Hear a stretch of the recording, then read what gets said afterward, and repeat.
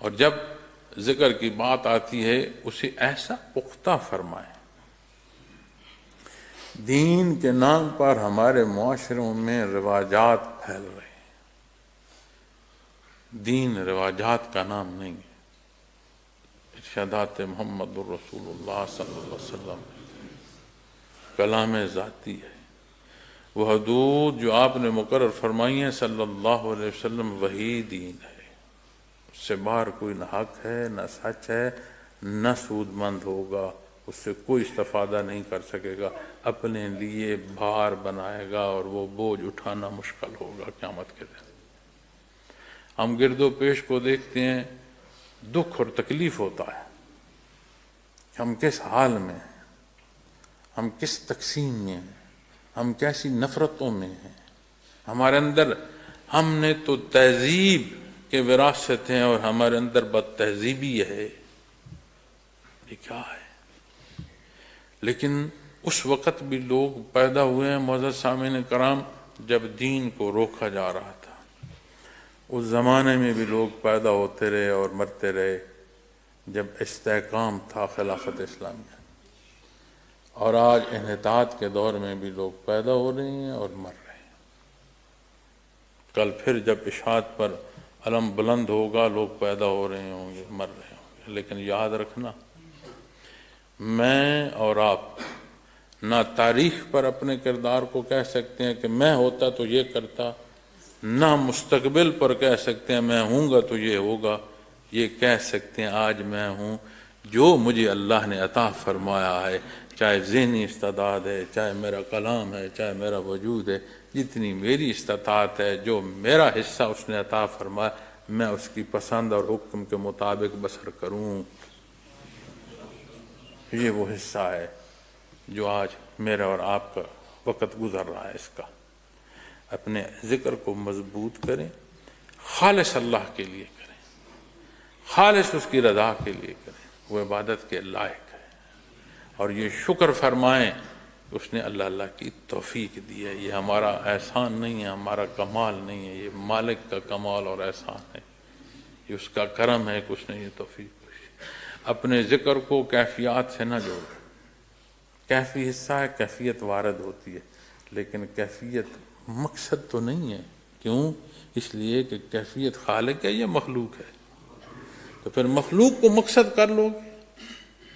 اپنا وقت طے کرو، جو ہوتا ہے ہو جائے، اس وقت ذکر میں بیٹھ جاؤ، جہاں جہاں خرابی ہے وہ اسے درست کرتا چلا جائے گا۔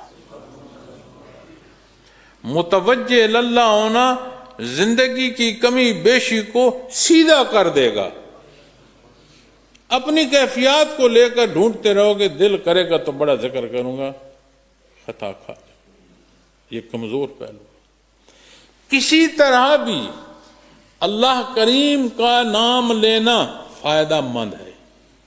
اب میں حیران ہوتا ہوں جب باہر جاتا ہوں نا، تو کئی دفعہ غیر مسلم اس لیے ملتے ہیں، وہ کہتے ہیں یہ اسپرچول ٹیچر ہے تو اس کو میڈیٹیشن یعنی اس سے علاج ہوتا ہے، اس سے کیا، وہ کہتے ہیں پیس آف مائنڈ۔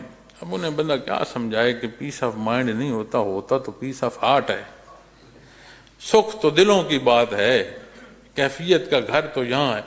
لیکن میں انہیں اللہ کا نام، میں انہیں کہتا ہوں کہ بھائی تم جیسے بھی مانتے ہو مجھے اس سے غرض نہیں، اگر مجھ سے علاج چاہتے ہو تو نام اللہ کا لینا پڑے گا۔ میں نہیں کہتا کہ تم ضرور کلمہ پڑھو، لیکن علاج کی غرض سے بھی مجھ سے علاج چاہتے ہو تو نام اللہ کا لینا پڑے گا۔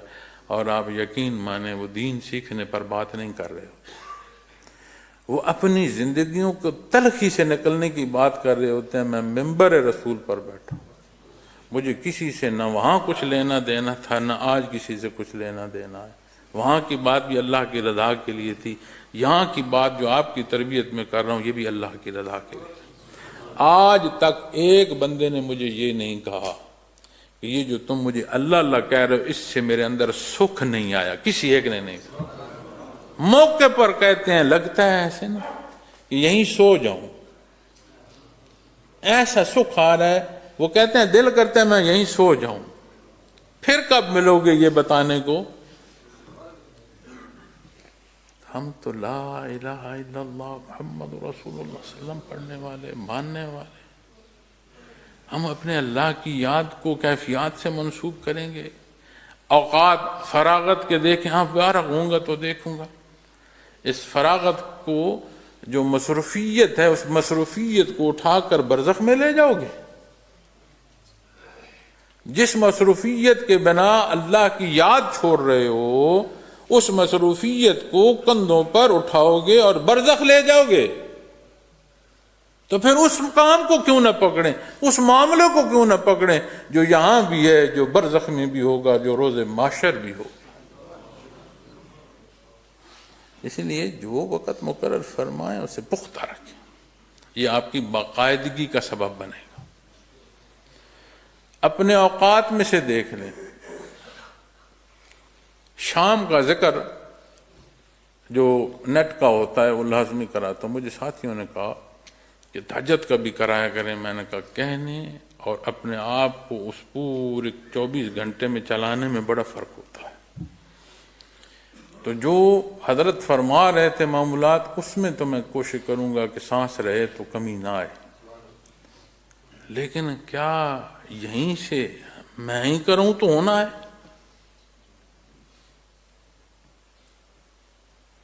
اس لیے اپنے لطائف پر محنت کریں، مضبوط محنت کریں۔ اور عجیب بات ہے، ہم کہتے ہیں میں بات کہتا ہوں مانتا کوئی نہیں۔ دیکھو میں اس کو تبلیغ کر رہا ہوں، یہ بات سمجھتا نہیں۔ آپ یقین مانو، اللہ اللہ کی ضرب یہاں قلوب پر ہو، مضبوط ہو، راسخ ہو، تم بولو نہیں، تبلیغ ہو رہی ہوگی۔ ایسے معاملات پیش آتے ہیں کہ بغیر کلام کے اگلے تک وہ کیفیت منتقل ہو رہی ہوتی ہے، لیکن ہمیں اس پہلو سے بھی یہ نہیں کہ یہ میرا کمال ہے، اس طرف جانے کی ضرورت نہیں۔ اسی لیے منع کیا جاتا ہے کہ مشاہدات اور کشف کی بات نہ کیا کرو، اس موضوع پر نہ جاؤ، پرکھنا عمل دیکھو۔ آپ صلی اللہ علیہ وسلم کی سنت مبارک ہے زندگی میں، اس کی تلاش ہے، اسے اختیار کر رہے ہو، لیکن اب اگر ہم دوسروں پر فیصلہ نافذ کریں، اپنے اعمال نہ دیکھ رہے ہیں، اللہ ہم سب پر رحم فرمائے، یہ توفیق بخشے کہ جو سانسیں اس نے دی ہیں اس کے نام سے مزین ہوں۔ زندگی کا سفر اس راہ کا نصیب ہو جسے اللہ نے پسند فرمایا۔ وہ راہ ہم امتی ہیں، امتی کیا کرتا ہے؟ اس راہ کا مسافر ہوتا ہے جہاں اس کا نبی اور رسول جس راستے سے گزرتا ہے، وہ ان کی شان، کس شان سے اس راستے سے گزرے۔ ہم تو وہ گناہگار خطاکار امتی ہیں، راستہ تو وہی ہے، وہ گزرنا اپنی شان سے۔ صحابہ کرام رضوان اللہ علیہ مجمعین گزرے، یہ نشان منزل ہیں، اس محبت کی راہ کے نشان منزل ہیں، سنگ میل ہیں، گزرے اپنی شان سے۔ ہم سے پہلے کتنی مخلوق گزری اپنی شان سے، ہم گناہگار خطا کار، ہم جتنے بھی گرتے پڑتے گزریں، راہ تو وہی ہے نا۔ یہ تو اللہ کا احسان ہے۔ اللہ کریم میرا اور آپ کا حامی و ناصر ہو، عبادات کو شرف قبولیت نصیب ہو، رمضان المبارک کی مبارک گھڑیوں کو شرف قبولیت نصیب ہو۔ اللہ ہماری خطائیں معاف فرمائے، ہمارا حساب آسان فرمائے، دنیا جہان کی زندگی ایمان کی ہو، یہاں سے جائیں تو اس کے نام سے مزین جائیں، ہماری زبانیں تر ہوں اللہ اللہ سے۔ وآخر دعوانا الحمدللہ رب العالمین۔